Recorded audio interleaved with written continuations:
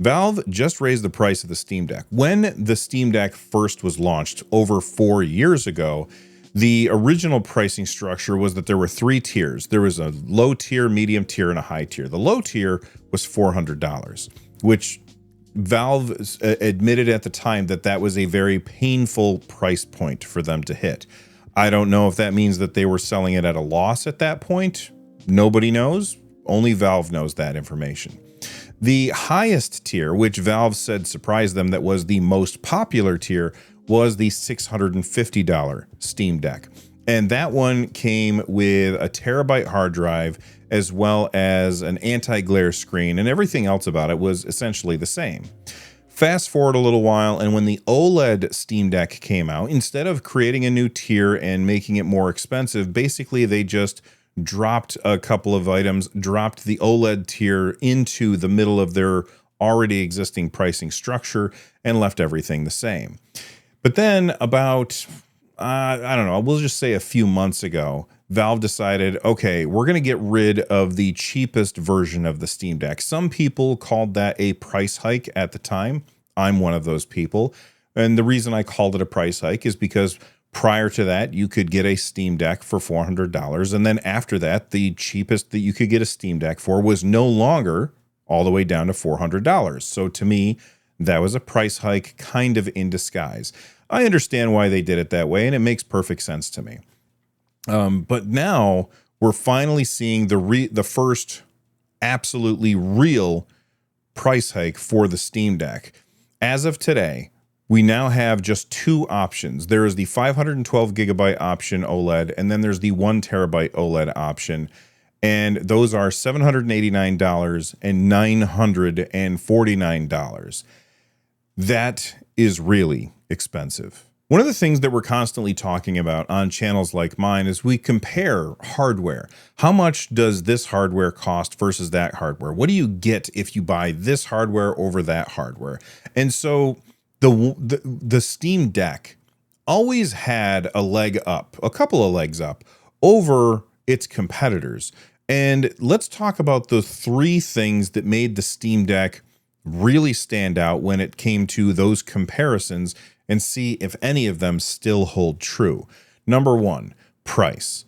When you compared the Steam Deck, it was always easy to say, well, I mean, you look at all of the other options out there, the Steam Deck is the cheapest one, or maybe not necessarily the cheapest one, but it's the one that you got the most value out of for the price that you were paying. Sure, you could get something that was slightly cheaper than the Steam Deck, but it wouldn't hold up in terms of power.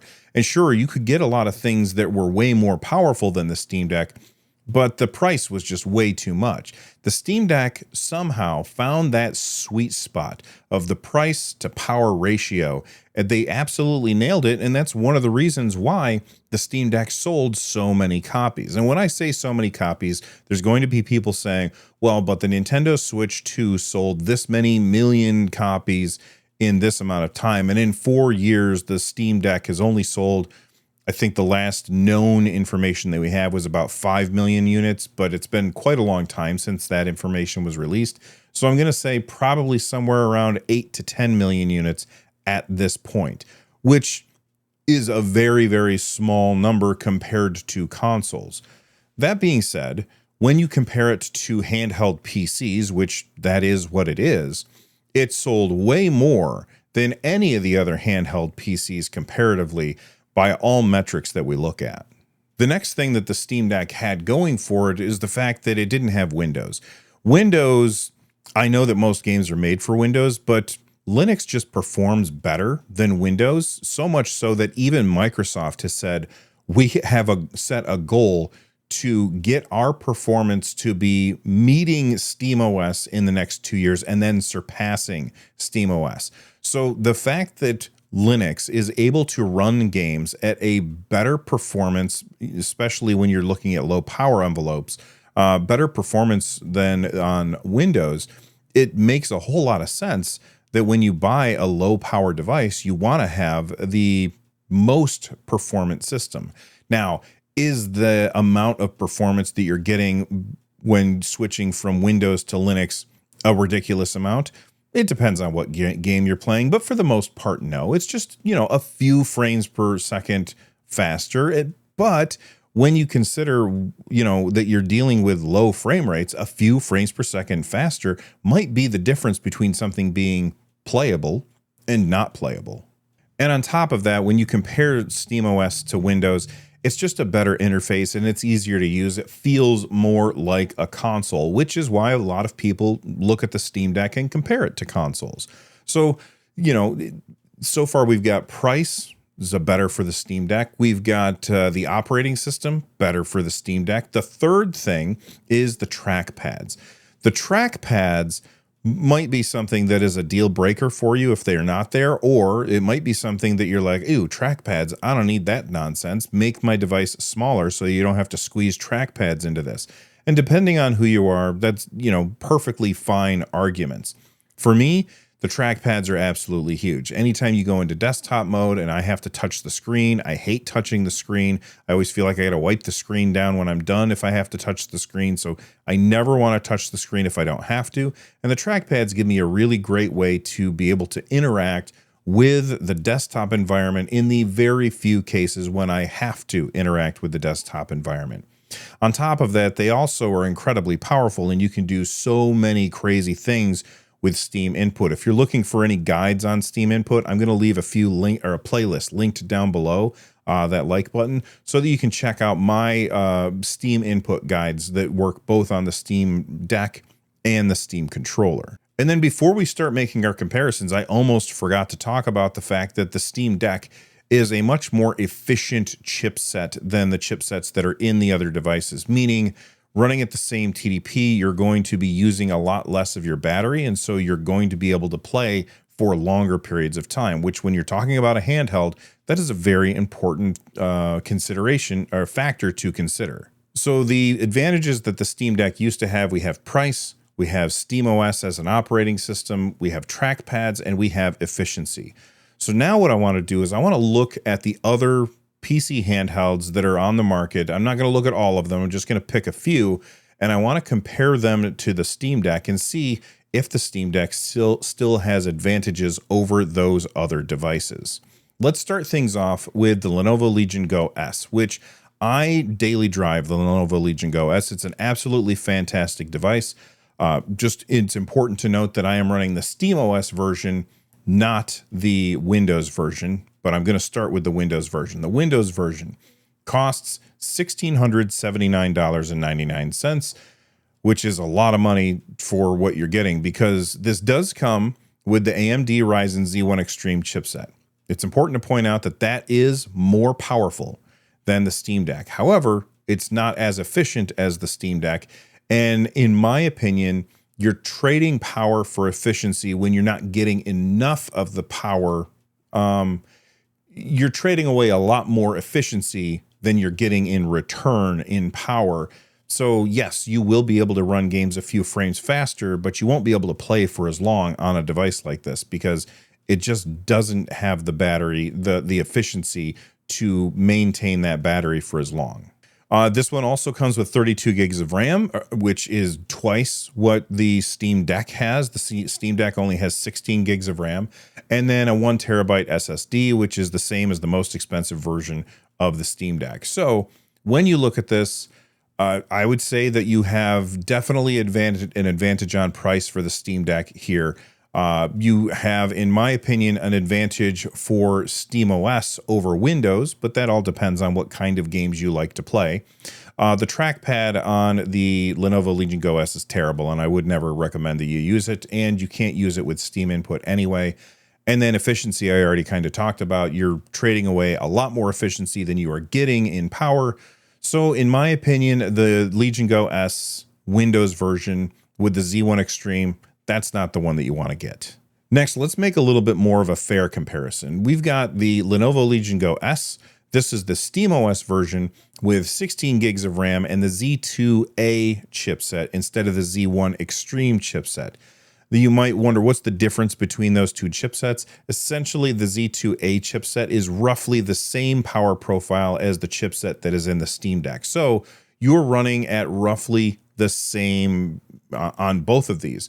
And the price shakes out to be just about $40 different between the two of them. So when you're looking at these, you might think, well, do I want to get something that has a bigger screen and a higher resolution and a higher refresh rate? Or do I want to go with something that's a little bit more ergonomic and has the trackpads? And that's a question that really only you can answer. But what I will say is having a higher resolution screen on a device like this, in my opinion, is not actually an advantage. It could be considered a disadvantage, because if you're running at a higher resolution, then it's going to impact your frame rate. So, you run at a higher resolution, suddenly your frame rate goes down because the game can't run quite as well as it could before. Now, you could always just lower your resolution manually, but then things look kind of blurry. I prefer to play games at a native resolution of the display that I'm playing on, if possible.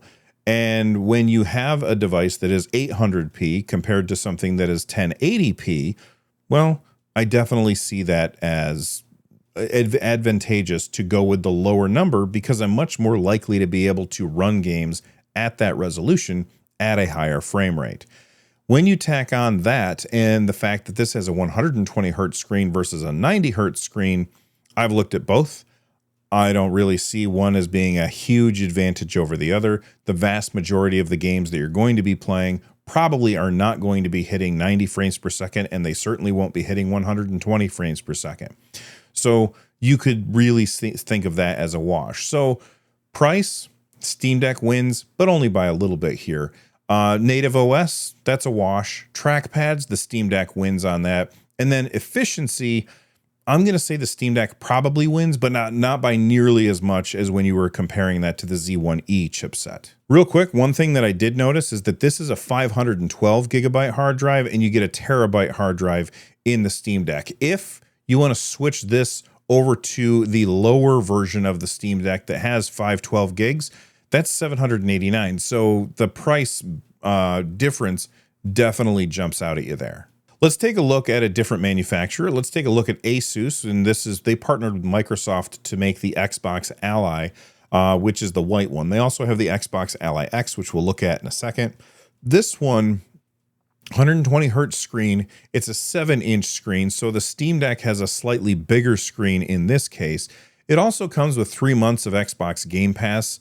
And this is the Windows version. It runs the AMD Ryzen Z2A chipset, so it's the same chipset that is in the last system that we were looking at. This one has 16 gigs of RAM, which is the same as the Steam Deck, and 512 gigs of storage. So if we compare that to the 512 gigs of storage Steam Deck, we can see that that is $789 versus this being $600. So this is actually a better deal. And the thing to think about for this is you can take Windows off of here and install Bazite or CatchyOS or maybe even SteamOS at this point. I can't remember if SteamOS supports the Xbox Allies yet. So going back to those comparisons on price, this one wins over the Steam Deck in price. It's definitely cheaper. The native SteamOS, it loses, but you can replace the operating system with an operating system that you prefer. And then there's no trackpads, so that's a loss. But then you have the efficiency. It's going to be about the same efficiency as the last one that we talked about. So honestly, when I compare all of the different handhelds out there, this one might be the best deal right now. It kind of sits where the Steam Deck used to sit. And that brings me to the Xbox Ally X, which is more of a fair comparison to the top of the line Steam Deck that you can pick up today. If we look at the Steam Deck, again, 1 terabyte hard drive, it's got 800p screen, 7.4 diagonal size, 90 hertz refresh rate. It's got 16 gigs of RAM. Let's compare that to the Xbox Ally X. It has 120 hertz. We already talked about how that's not really that big of an advantage. 1080p screen, again, not a huge advantage, maybe a disadvantage depending on the way that you look at it. It does come with Game Pass because this does run Windows. You can replace that Windows with the operating system of your choice if you would like to. So you can eliminate that as a deciding factor. And then the trackpads obviously doesn't have trackpads, but then this is running the Z2 Extreme chipset. The Z2 Extreme chipset is more powerful than the Z1 Extreme chipset, which is more powerful than the Steam Deck. So you are getting much more power.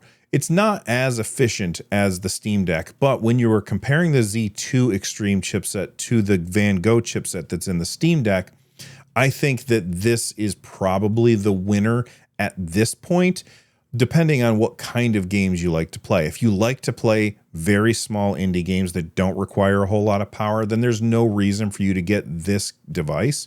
You're probably better off getting a Steam Deck or something that doesn't have the Z2 Extreme chipset in it. This is $999. So let's make the comparison. On price, Steam Deck wins, but not by much, only by $50.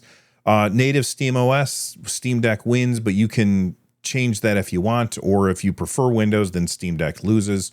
Trackpads, obviously that's a wash. And then efficiency, this is not as efficient, but remember earlier when I said that you are trading away a lot more efficiency than you're getting back in power. That ratio is a little bit more in your favor now. So for $50 more, you could pick up this. You'd be able to play a lot of different games that you wouldn't be able to play on the Steam Deck. And if you wanted to just make it into a Steam Deck, you could. So the thing that made the Steam Deck the best choice almost 99% of the time was the price. And that price has now changed by a lot. And because of that, it's not as easy as it was before to recommend the Steam Deck. In fact, I definitely think that we're going to have a conversation on the next episode of the podcast about what do we recommend now for people if they're interested in getting a PC gaming handheld these days, because I think a lot of our answers may have changed. And real quick, I want to remind you guys about the Parody merch store that I have linked down below. We have the He Doesn't Like You shirt, the Rampocalypse shirt, as well as DRM and Schrodinger's console. Check out the link in the description down below if you want to support the channel and get a cool shirt at the same time. But let's move on and talk about the next question that I have. Why is it that Valve decided that now was the time to do this? For quite a long time, there have not been any Steam Decks available anywhere officially. Like, you could not buy a Steam Deck for any price because they were out of stock. Well, now they're suddenly back in stock and the price jumped up. Why did Valve choose to do this now? I have a couple of thoughts. Number one, well, they probably ran out of parts. We know that they ran out of parts because they stopped selling them. And the reason that it took them so long to get them back is probably because they were probably negotiating with companies that they were buying the parts from and trying to get the best deal that they possibly could. And this is the result. The price has gone up substantially. A $300 price increase is bananas, if you ask me. That said, is it better for Valve to offer the Steam Deck for purchase, even if it is at a much higher price than it is if they don't have them available at all? I think that I would prefer that they be available so that if somebody could buy one or has the money to buy one, then they can, even though they're going to have to grit their teeth and bear it as they spend almost $1,000 on a Steam Deck, which is a really big number. And my next question is, what does that say about the price of the Steam machine? We still don't know how much the Steam machine is going to cost. I just put out a video yesterday where I talked about when the Steam machine is coming out and how much I thought it was going to cost, or not actually how much I thought it was going to cost, why I thought a lot of other people were wrong when they said that it was going to cost over $1,000. Now, in that video, I stand by my logic as to why I thought that the assumptions that people were making about the price of the Steam machine were incorrect. I stand by the logic that I put in, that I said in that video. However, I think at this point, it's safe to say that I was wrong about the price, because it's probably going to be over $1,000 if the Steam Deck is almost $1,000 by itself. Yes, you can get a Steam Deck for $789. I think it's going to be really tough if that's the price that they're selling that for them to sell the Steam machine. And I'm talking about the lowest tier. That's always the tier that I'm talking about when I'm talking about the price. The lowest tier of the Steam machine, I think, is going to be over $1,000 now. And man, that really hurts because it's just not that powerful of hardware. And when you compare it to a bunch of other hardware that you can get on the market, I have seen people say that you could build a competitive system for $500. And if that's true, then maybe Valve will still be able to sell the Steam machine for $500. But with the RAM prices and storage prices going absolutely bananas, I don't think that that's going to be the case. I think that I was wrong in that previous video, and I wish that I wasn't. On the other hand, there is one piece of information that just occurred to me. What if they raised the price of their older product, the Steam Deck, in order to keep the price of their newer product lower? Basically, what if they're going to sell the Steam machine at a loss and try and make up for that loss by selling the Steam Deck at a much higher price? Why would they do that? Probably so that they could get wide adoption of the Steam machine. Sorry, there's too many Steams to think of. But so they could get wide adoption of the Steam machine, and then they can balance things out later by bringing down the price of the Steam Deck and bringing up the price of the Steam machine. Now, I don't have any evidence that suggests that that is true, that suggests that that's what they're doing. I'm just saying it is possible. Now, before you guys post 1,000 different comments down below about how, Bill, how could you forget about the refurbished models?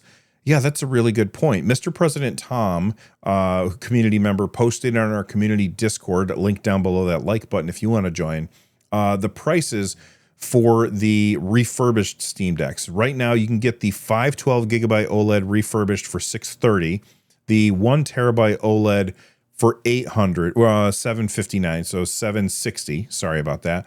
The Steam Deck 64 gigabyte LCD for $279. That is a freaking deal and a half if you have storage to put in it. That's a really good deal for $300 right now anyway.